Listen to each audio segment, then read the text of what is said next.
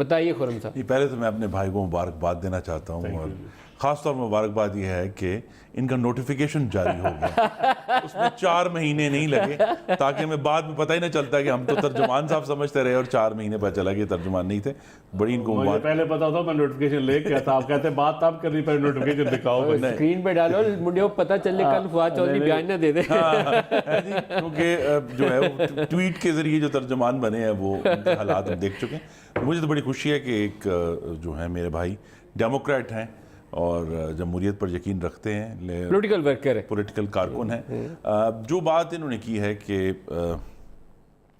N R O کی، دیکھیے N R O تو خود وفاقی کابینہ نے عمران خان صاحب کو دیا جب انہیں اسلام آباد کا ماسٹر پلان امینڈ کر دیا، ریگولرائز کرنے کی عادت ہوگی. اب دیکھیں نا، اگر بنی گالا ریگولرائز ہوتا ہے، یہ این آر او ہی ہے نا. اگر ون کانسٹیٹیوشن ایونیو جو گرینڈ ہائٹ ہے، وہ جو جن اربوں کی جن کی پراپرٹیز ہیں ان کو تو ریگولرائز کر دیا نا. تو جو لوگ خواجہ آصف کی بھی ہے، ہاں ہوگی، بالکل ٹھیک ہے.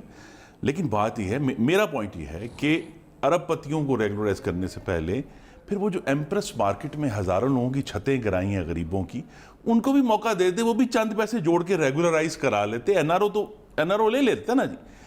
یہ ایشوز جو ہیں ان کو غور کرنا چاہیے کہ این آر او اس طرح کے معاملات میں جب ہمیں نظر آئے گا کہ وہی نیب کا آرڈیننس ہے جس میں شہباز شریف 90 دن سے اندر ہے، لیکن جو حکومتی وزراء ہیں ان کے اوپر وہی چیزیں اپلائی ہو رہی ہیں، اسی طرح کی انکوائریاں چل رہی ہیں، ان کو گرفتار نہیں کیا جائے. تو این آر او تو ان کو ملا ہوا ہے نا جی. این آر او مل کر ہی یہ حکومت میں آئے ہیں. جو ان کی خرابیاں ہیں اس کے اوپر تو روشنی ڈالیں گے.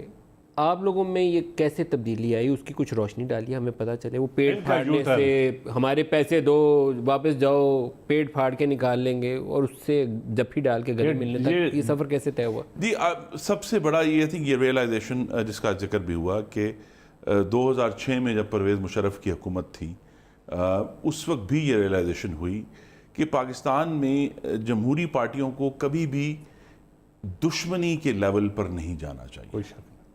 وہ ہمیشہ مخالف رہیں، مخاصمت رکھیں، ایک دوسرے کو کرٹیسائز کریں، لیکن جب اس طرح کے ایشو آئے کہ ہم نے آپس میں بات ہی نہیں کرنی، اس کا کبھی بھی پاکستان کی جمہوریت کو، پارلیمان کو فائدہ نہیں ہوا، نقصان ہوا.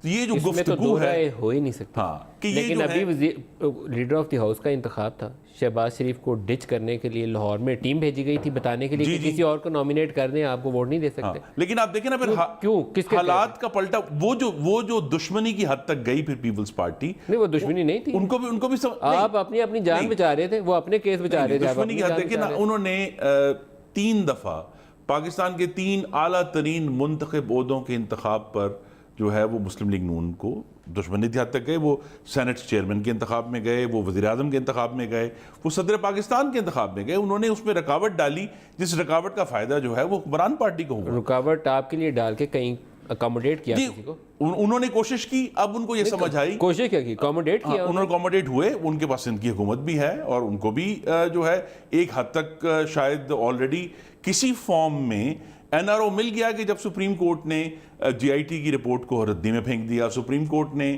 ہمارے سامنے نہ ہی ان کا این آر او مل گیا. دیکھیں نا جی، سپریم کورٹ نے نیب کو کوئی ہدایت نہیں دی کہ ریفرنس فائل کرنے، ان کا انویسٹیگیٹ کریں. سپریم کورٹ نے کوئی سپروائزنگ جج نہیں لگایا. سپریم کورٹ نے یہ نہیں کہا کہ 6 مہینے میں ٹرائل کا فیصلہ چاہیے. تو ان کو 62(1) بھی نہیں لگائی، جی آئی ٹی 62(1) بھی نہیں لگائی. تو لہٰذا وہ آئی تھنک وہاں ان کی حد تک تو انہوں نے اپنا جو ریلیف لینا تھا مسلم لیگ نون کی مخاصمت کر کے وہ ان کو مل گیا. لیکن آپ کی بھی تو ضمانتیں ہو گئی. وہ تو پہلے تو جو آبزرویشن آئی تھی تو ہم تو ڈرے ہوئے تھے کہ پتہ نہیں کیا پھانسی بندہ ہی نہ لگے. جی دیکھیے، اب یہ جو بات ہے ضمانتیں ہونے کی، عدالت عالیہ جو ہے، ہم صرف اب آج کل اللہ کا شکر ادا کرتے ہیں کہ چونکہ ہمیں اس معاملے میں عدالت کو برا کہنا یا اچھا کہنا، اس معاملے میں تو عدالت کو برا اچھا نہیں کہے، لیکن فیصلوں کی ساکھ کے اوپر 2 فیصلے ہیں نا.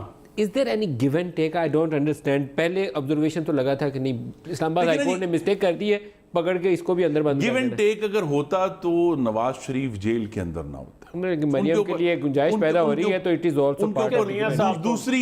دوسرے کیس میں بھی ان کی کنوکشن نہ ہوتی نا. تو میں پھر کہوں گا کہ جی آئی ٹی ردی کر دی، سپروائزنگ جج نہیں لگایا، نیب کو ریفرنس کا نہیں کہا، البتہ نواز شریف آج بھی جیل میں بیل ہو جائے گی. بیل ہو جائے گی. مریم کے لیے راستہ تو کھلا ہے. میرے خیال میں میاں صاحب ویسے بھی بلاول کے لیے بھی کھل گیا. تو لیکن جو ایک بات ضرور ہے، اگر میرے بھائی اجازت ہے، دیکھیں ان کو حکومت کو بھی یہ بات سمجھنی پڑے گی کہ اس طرح اپوزیشن کو مستقل برا بھلا کہہ کے یہ پاکستان کا نظام نہیں چلا سکتے. چور ڈاکو کہنا کوئی طریقہ نہیں. میں کل کی میٹنگ کی آپ کو میں صرف یہ نہیں برا بھلا دیکھیے جو بار بار سندھ حکومت کے اوپر جا کر یہ حملہ کرتے ہیں, بار بار گفتگو کرنا, ہنٹ بھی دینا کہ ہم اس منتخب حکومت کو چینج کرنا چاہتے ہیں, یہ درست نہیں ہے.